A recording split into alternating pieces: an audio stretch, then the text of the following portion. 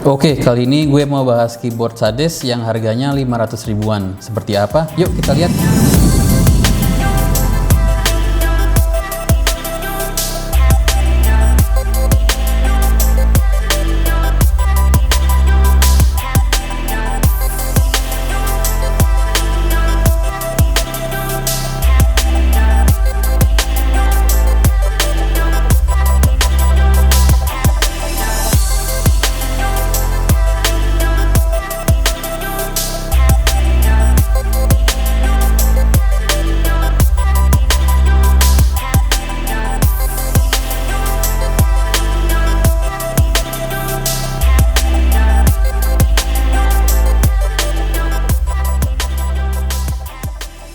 Oke, jadi ini gue mau bahas keyboard Sades Tenka SK871 yang harganya pada saat kita rekam video ini kita jual di harga 525.000. Oh ya, buat kalian yang baru mampir jangan lupa subscribe ke channel Ridista biar nggak ketinggalan video-video terbaru kita.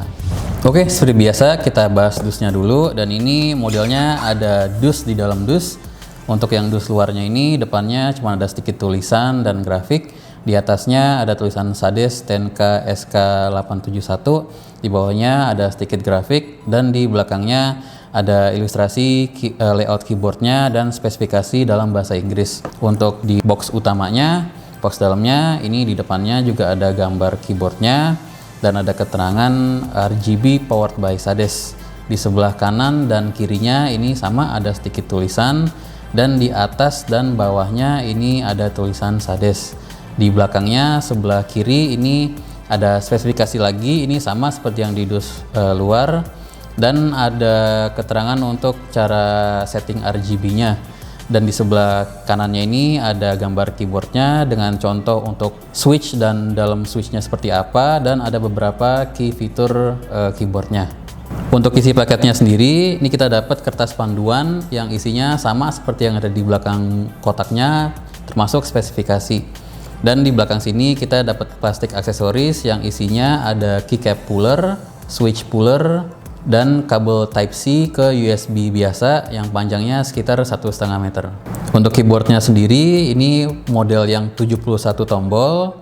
Untuk dimensinya ini panjangnya 33 cm, lebarnya sekitar 10 cm, dan tingginya sekitar 4 cm. Untuk berat keyboardnya ini sekitar 600 gram, jadi menurut gue sih nggak terlalu berat tapi juga nggak terlalu ringan. Untuk desainnya ini cukup polos ya, bahan bodinya ini plastik, dan paling di atasnya ini ada tulisan Sades Tenka dan port Type-C. Di bagian belakangnya ini juga polos, paling ada 4 karet untuk biar nggak gampang geser. Cuman ini nggak ada kaki yang buat senderin keyboardnya biar posisinya lebih naik gitu ya. Jadi ya posisinya cuman begini doang. Dan ini di bawahnya ini ada 2 lubang yang jujur gue nggak tahu fungsinya apa. Buat kalian yang tahu silahkan taruh di komen. Untuk keycapnya ini juga berbahan plastik, ABS double injection, dan pastinya kita bisa copot kalau misalkan kalian mau bersihin keyboardnya. Untuk switchnya ini menggunakan switch OTEMU dan tersedia dalam 2 varian, yaitu red dan brown. Dan ini hot swappable ya, jadi kita bisa copot switchnya dan ganti dengan switch lain yang menggunakan 3 atau 5 pin. Keyboard ini juga sudah full all key anti ghosting dan juga dilengkapi dengan 7 tombol multimedia yang kita bisa akses dengan mengkombinasikan dengan tombol FN.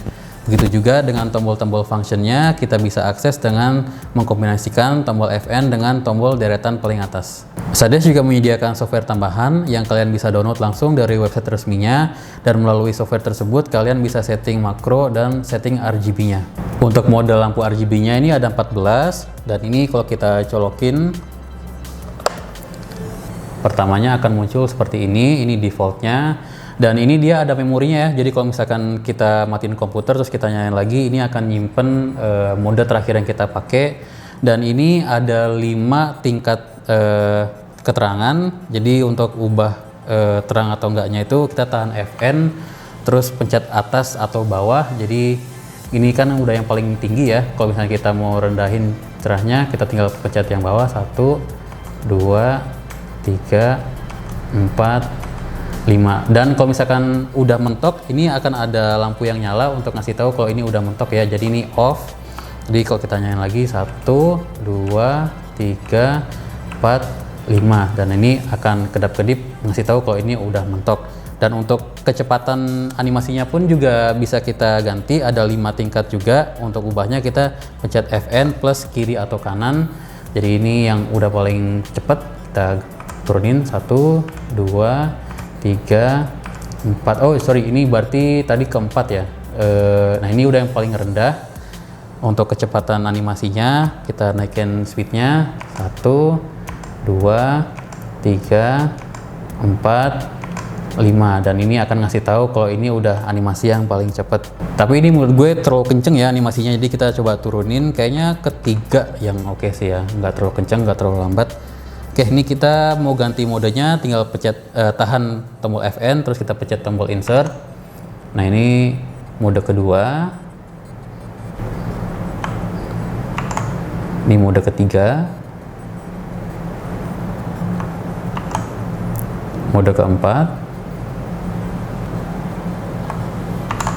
mode kelima,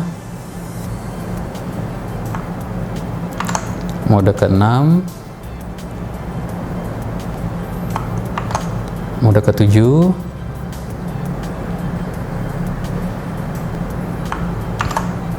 mode ke-8,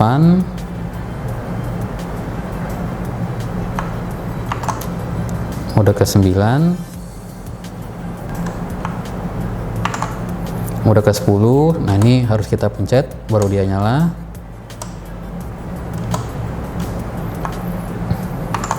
Ini mode ke-11.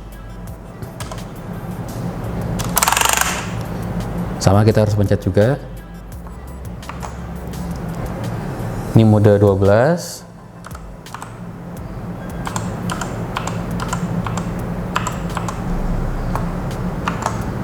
Ini mode 13. Dan ini mode terakhir ke-14. Seharusnya kalau kita pencet sekali lagi akan kembali ke mode RGB yang pertama. Dan lampu tombol caps lock-nya ini akan berubah jadi putih sebagai tanda kalau caps lock-nya ini nyala ya. Jadi kalau kita ganti ke yang satu warna biar lebih gampang kelihatan, ini kalau kita pencet dia akan berubah jadi putih. Ini tanda bahwa caps lock-nya itu nyala. Dan kalau misalkan entah kenapa ada masalah dengan keyboard kalian bisa coba reset keyboardnya dengan tahan Fn dan spasi sekitar 5 detik sampai keyboardnya kedap-kedip. Oke, sebelum gue tutup, gue mau bahas plus dan minus yang gue lupa bahas tadi. Yang gue suka dari keyboard ini tuh dia menggunakan kabel Type-C ya. Jadi kalau misalkan kabel bawaannya itu terlalu panjang atau terlalu pendek, kalian bisa ganti dengan kabel Type-C yang lainnya. Dan kekurangannya paling di kemasannya maupun di kertas panduannya itu nggak ada keterangan keyboard ini kompatibel dengan OS apa aja. Kalau gue cek di webnya Sades sih, keyboard ini kompatibel dengan Windows 7, 8, dan 10. Oke, kayaknya gitu aja ya. Kalau ada yang kurang jelas, kalian bisa tanya di kolom komentar. Dan kalau kalian suka konten seperti ini, kalian juga bisa bantu kita dengan pencet tombol like dan subscribe ke channel Redista. Oke, see you on the next video. Bye.